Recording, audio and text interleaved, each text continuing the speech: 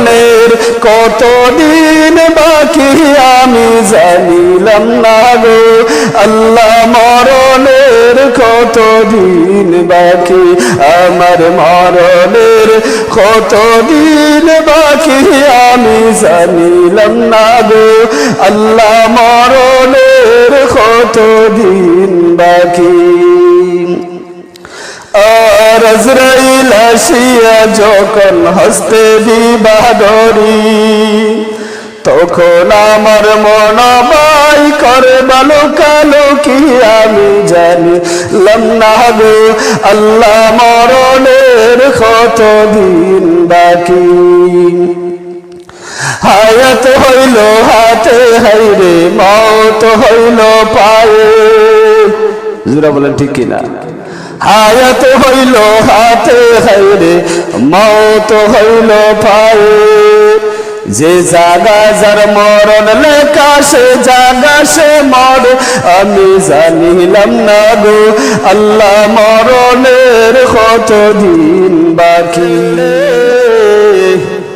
আমার ছোট বাচ্চা একটা আমাকে চোখের পানিগুলো ছেড়ে দিয়ে ডাক দেয়া বলে বাবা গো আজকে বাজার থেকে তরকারি বিক্রি করে আমার জন্য মিষ্টি নিয়ে আসবে আজরাইল এখন তুমি আমার সামনে দেখা দিয়েছো আমার রূহটা তুমি যদি বাইরে করে নিয়ে যাও তাহলে আমার ছোট বাচ্চার জন্য আর মিষ্টি নেওয়া হবে না রে আজরাইল সুবহানাল্লাহ বলে আজরাইল রে আমার ওই ছোট বাচ্চাটার কথা রাখার জন্য আমাকে একটু সুযোগ দাও সময় দাও আজরাইল ডাক দাও বলে ও তরকারিওয়ালা মাথার মধ্যে তরকারি নিয়ে উনি বাজারে রওনা হলেন তরকারি বেচার জন্য এই তরকারিওয়ালার ছোট বাচ্চা বলতেছে বাবা আজকে তরকারি বিক্রি করে আমার জন্য বাজার থেকে মিষ্টি নিয়ে আসবে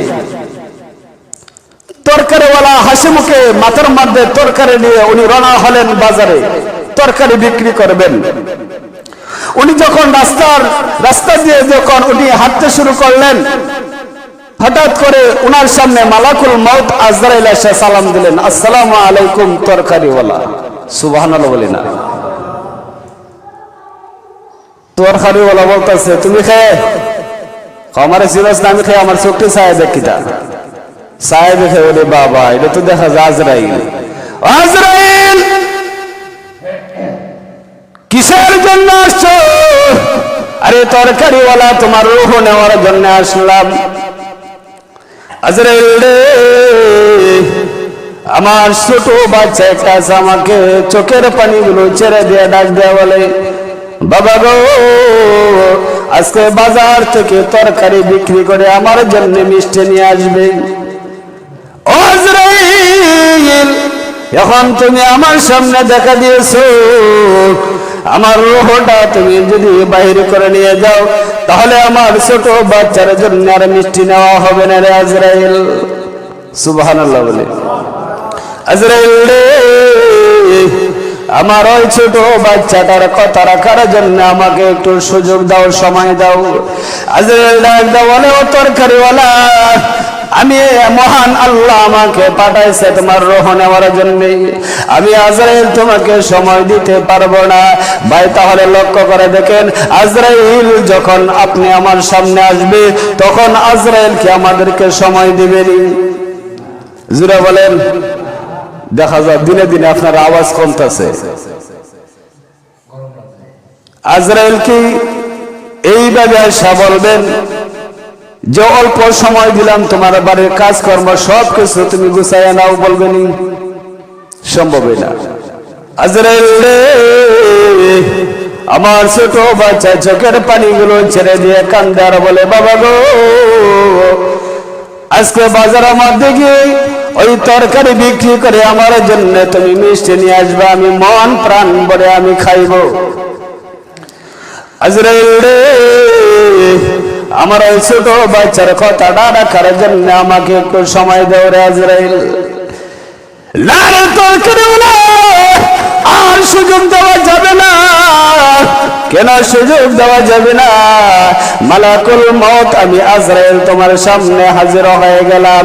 আমি মালাকুল মউত আজরাইল যে ব্যক্তির সামনে চলে যায়, ওই ব্যক্তির রূহটা বাহির করে আমি আজরাইল সাথে সাথে নিয়ে যাই। অথচ তোমাকে আর সুযোগ দেওয়া যাবে না। এমনি ভাবে তরকারিওয়ালা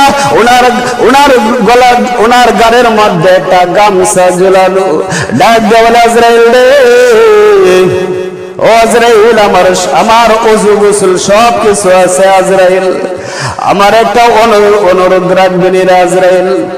কিসের অনুরোধ? আমার অনুরোধ হচ্ছে আমি 2 রাকাত নামাজ আদায় করব রে আজরাইল। আজরাইল রে, আমি যখন প্রথম রাকাতের দ্বিতীয় রুকু সেজদা যখন করব, তখন আমার রূহটা বাহির করে নিয়ে যাবেন রে আজরাইল। ও আজরাইল, দ্বিতীয় নম্বর কথা হলো আমার রূহটা যখন বাহির করে নেওয়া হবে, আমার দ্বিতীয় রাকাতে দ্বিতীয় রুকুর মধ্যে আবার সেজদার মধ্যে যখন আমি চলে যাব, তখন আমার রূহটা বাহির করে মহান আল্লাহর আদালতের মধ্যে তুমি পেশ করে দিও। আজরাইল রে, এর আগে তুমি আমার রূহটা বাহির করে নিয়ে যাইতে পারবে না আজরাইল। ও আজরাইল, আমার ছোট বাচ্চাটা মিষ্টির জন্য বলেছিল, আমার বাচ্চাটাকে মিষ্টি খাওয়াইবার জন্য। আজরাইল রে, আমি যদি দুনিয়া থেকে বিদায় হয়ে যায়, তখন আমার বাচ্চাটাকে কে মিষ্টি খাওয়াইবে রে আজরাইল? আজরাইল ডাক বলো, মুমিন, চিন্তার কোনো কারণ নাই, যেহেতু আল্লাহ তোমাদের বারগুলো নিয়ে গেছেন, আল্লাহ খাওয়াইবে। সুবহানাল্লাহ জুড়ে বলেন। মানুষের বার আল্লাহ নিছে, আল্লাহর মানুষের রিজিক দিছেন আল্লাহ। প্রত্যেকটা মানুষের রিজিক দিয়ে দিলেন।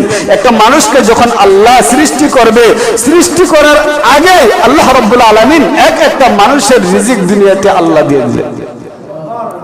মানুষ সৃষ্টি হওয়ার আগে আল্লাহ রিজিক সৃষ্টি করলেন। আজরাইল রে, চিন্তার কোনো কারণ নাই রে আজরাইল।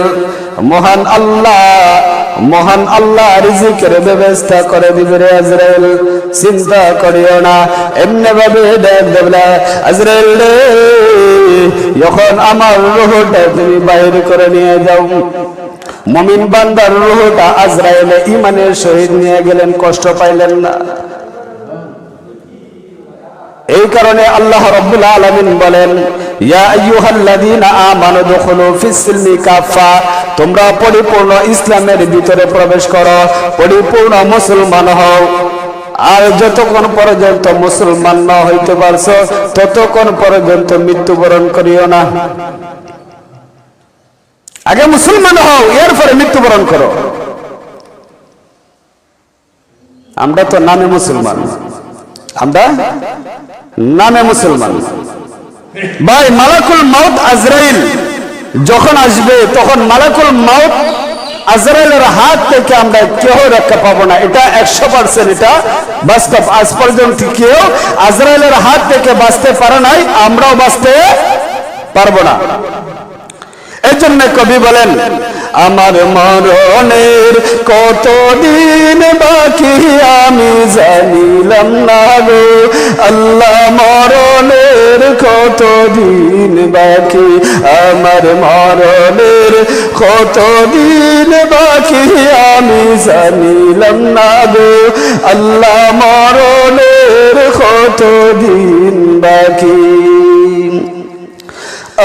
আর আজরাইল আসিয়া যখন হস্তে দিবা ধরি, তখন আমার মন বাই করে ভালো কালো কি আমি জানিলাম না গো আল্লাহ, মরণের কতদিন বাকি। হায়াত হইল হাতে হাইরে, মওত হইল পায়ে। জোরে বলেন ঠিক কিনা? হায়াত হইল হাতে হাইরে, মওত হইল পায়ে। যে জাগা যার মরণ লেখা সে জাগা সে মর আমি জানিলাম না গো আল্লাহ মরণের কতদিন বাকি। মরণ কিন্তু নিকটবর্তী, বেশি দিন বাকি নাই, অল্প দিন। আমরা তো ভাবছি আমার হায়াতটা অনেক লম্বা আছে, পয়গম্বর সুলাইমান ভাবতো যে আমার হায়াতটা অনেক লম্বা আছে, কিন্তু আজরাইল যখন বলছে কথাটা আমার হায়াত মনে হয় লম্বা আছে, সাথে সাথে আজরাইল হাজির হয়ে গেছে।